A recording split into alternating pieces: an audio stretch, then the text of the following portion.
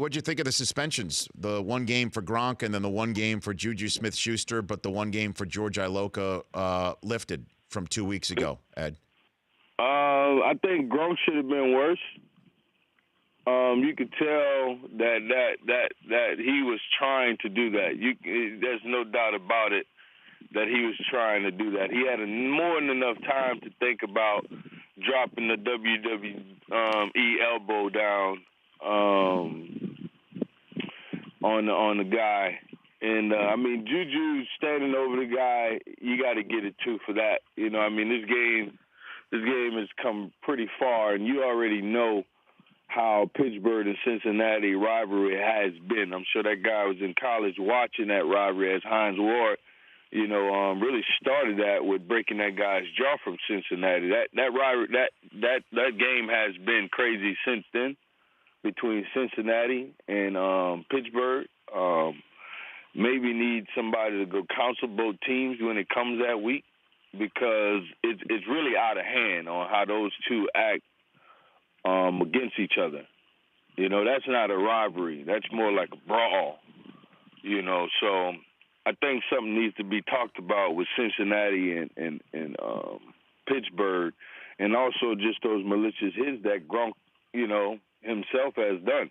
You know, it's a brotherhood, man, and those guys need to understand that. You know, you can play super hard, you can still hit people hard, but at the end of the day, you should take care of each other. You know, kind of like playing basketball before All-Star break. You know, it's interesting, Ed, because that was part of the conversation nationally after that Monday Night Football game, is that the league has pretty much done all it can do, and they might even bring targeting into the NFL now.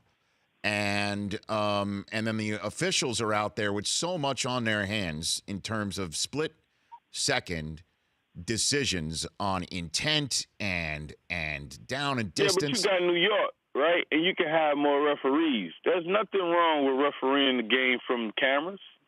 It's no different than watching society from cameras like they do in London. I mean, it can be done.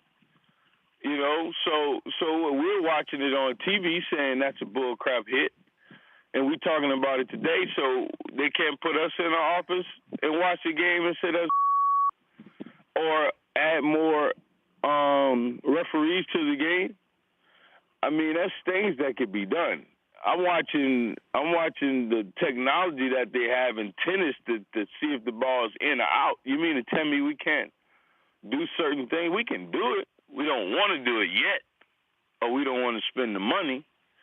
You know, we got billions to do it, to police our game, to make it better, you know, but we don't do those things. Well, but why do you think it's so difficult for players to police themselves then, in the manner that you're saying that they should? Oh, man, you know, that's a great question, but it's also the same thing about society, you know, of how people treat them, how people act. You know, people only have so much capacity in their thinking to get past certain things. You know, you're talking about situations and circumstances. You're talking about guys who are bumping their head constantly during the game. You know, you're talking about guys who are training to react constantly, you know, in the off season, and then when they get in season, you telling them not to react, not to hit a guy, not to pull up. That's frustrating. That's a lot to think about, you know. So the NFL need to think about how they're implementing the rules too, versus the mentality that these guys are training in, you know, in the off season. In the off season, we train to react. Then you want us to untrain that when we get to the season? That's going to cause chaos. What you see right now.